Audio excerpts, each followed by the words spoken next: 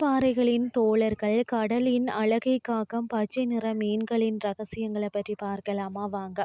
அதாவது பார்த்தீங்கன்னா, இந்து மகா சமுத்திரத்தின் உள்ளே கடல் ஆராய்ச்சியில் ஈடுபட்டுள்ளவர்களை ஆச்சரியத்திற்கு உள்ளாக்குவது மட்டுமின்றி சுற்றுச்சூழலை சமநிலையில் வைத்திருக்கவும் உதவி புரிகிறதா. அங்குள்ள பச்சை நிற மீன் வகைகள், அவற்றில் 4 வகை மீன்களை பற்றி நாம் இன்றைக்கு பார்க்கலாம். அதாவது பார்த்தீங்கன்னா, நெப்போலியன், ராசேன்னு சொல்லுவாங்க. இவ்வகை மீன்களில் உடல் மிக பெரிய அளவிலானது.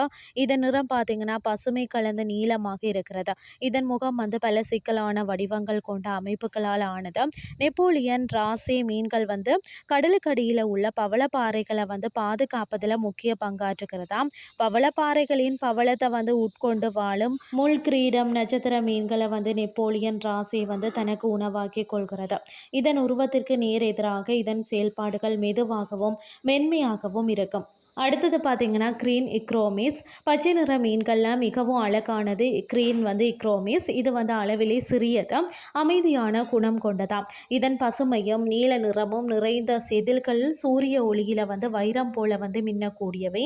அதிக எண்ணிக்கையில் கூட்டம் கூட்டமாக சேர்ந்து பவளப்பாறைகளை இவை சுற்றி கொண்டிருக்குமா. மற்றது பார்த்தீங்கன்னா கிரீன் பேரட் ஃபிஷ். இது இதனுடைய நிறம் பச்சை, ஊதா மற்றது ரத்தினக்கல் நிறத்தில் சாயல் சேர்ந்த கலவையாக இருக்கும். பவளப்பாறைகளை சுற்றி வாழ்ந்து வரும் மீன்கள்லேயே மிக அழகானது கிரீன் பிரேட் ஃபிஷ். அதாவது பறவையின் அழகு போன்ற இதன் பற்களின் அமைப்பு பவளங்கள் மீது படர்ந்திருக்கும் பாசிகளை உட்கொள்ள உதவியாக இருக்கிறது. இதன் மூலம் பாறைகளில் பவளம் செழித்து வளர வாய்ப்பாகிறது. ஆழமற்ற நீர்நிலைகள் மற்றது கடற்புல் வளர்ந்திருக்கும் இடங்கள்லையும் கிரீன் பிரேட் ஃபிஷ்களை அடிக்கடி காணலாம். பவளப்பாறைகள் அதிக அளவில் நிறைந்திருக்கக்கூடிய பகுதிகளில் வாழ்ந்து வரக்கூடிய இந்த வகை மீன்கள் சுற்றுப்புற சூழலை சமநிலையில் வைக்க உதவி புரிந்து பவள உற்பத்தியை பெருக்க செய்வது உண்மையிலேயே பெருமைக்குரிய விஷயம் என்றே சொல்லலாம்.